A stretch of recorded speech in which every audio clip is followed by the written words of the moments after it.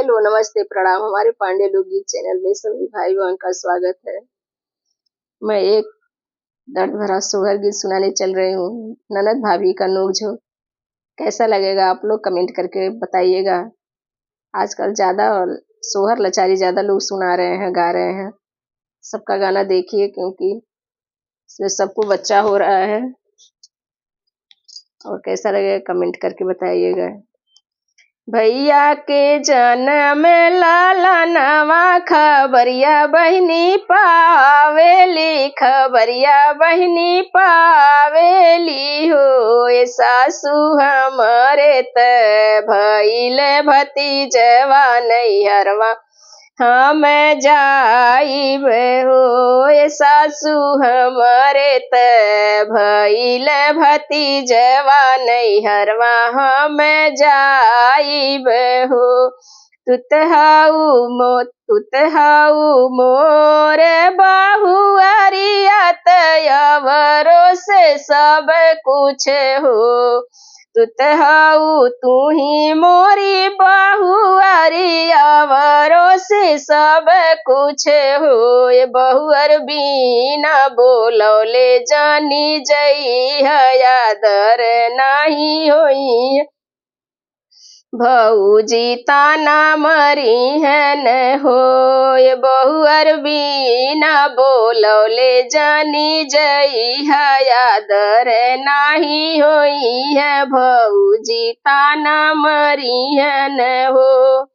जाब ये सासू जाब नैहरवा हम जाब हो। जाब ये सासू जाब नैहरवा हम जाब न हो।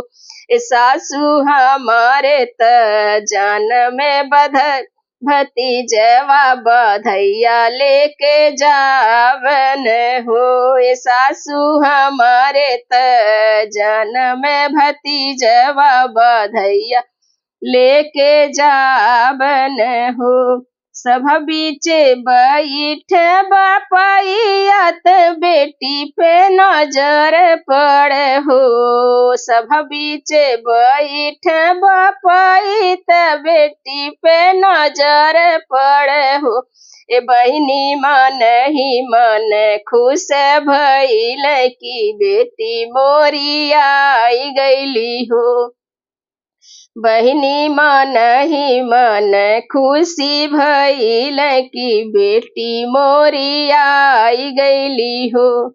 बनवा में खेलत भैयत बहिनी पे नजर पड़ल हो। बनवा में खेलत भई दीदी पे नजर पड़ल हो। भैया मन ही मन खुशी भइल की दीदी मोरी आई गईली हो। ए भैया मन ही मन खुशी भइल की दीदी मोरी आई गईली हो। घरवा में बैठली माई त बेटी पे नजर पड़ल हो। अंगना में बैठली माई त बेटी पे नजर पड़ल हो। ए माई मन ही मन खुशी भइली की बेटी मोरी आई गईली हो। ए माई मन ही मन खुशी भइली की धिया मोरी आई गईली हो। राम रसोइया बैठल भाभी त भौ नंदी पे नजर पड़ल हो। राम रसोइया बैठल भाभी त नंदी पे नजर पड़ल हो। ए भाभी मन ही मन दुखी भइली ननदिया बैरनिया आई गईली हो। ए भाभी मन ही मन दुखी भइली बैरनिया मोरी आई गईली हो। ए सासू अपनी बिटियवा भेजा ससुर बिटियवा तुहरी बैरिनी हो। ए सासू अपनी बिटियवा भेजा ससुर बिटियवा तुहरी बैरिनी हो। ए सासू रही के रही अपने बिटियवा त अपने हम नैहर जाब हो। सासू रही है तुहार बिटियवा त हम अपने नैहर जाब हो। किया तोर तेलवा गिरावाली की नूनवा चोरावाली न हो। किया तोर ने नूनवा चोरा तेलवा गिरावाली की नूनवा चोरावाली न हो।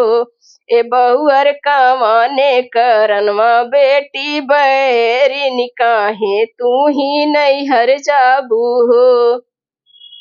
ए बहिनी कमाने करनवा बेटी बैरिन त काहे तू ही नैहर जाबू हो। जेहि दिन रहली कुंवारी बिरह बोलिया बोलेली हो। जेहि दिन रहली कुंवारी बिरह बोलिया बोलेली हो। ए सासू एही के कारण भैली बैरिन नैहर हम जाबन हो। ए सासू एही कारण भैली बैरिन नैहर हम जाबन हो। नहीं बेटी मांगे तुहसे हरवाया वरो से कंगना न हो। नहीं बेटी मंगी है तू हर हरवाया वरो से कंगना न हो।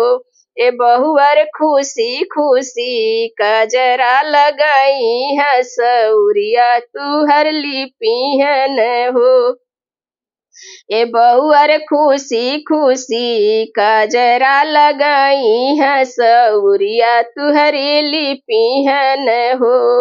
भैया के जन्म लाला नवा खबरिया बहिनी पावेली हो। भैया के जन्म लाला नवा खबरिया बहिनी पावेली हो। ए सासू हमरे त भइल भतीजवा नैहरवा हम जाबन हो। ए सासू हमरे त भइल भतीजवा नैहरवा हम जाबन हो।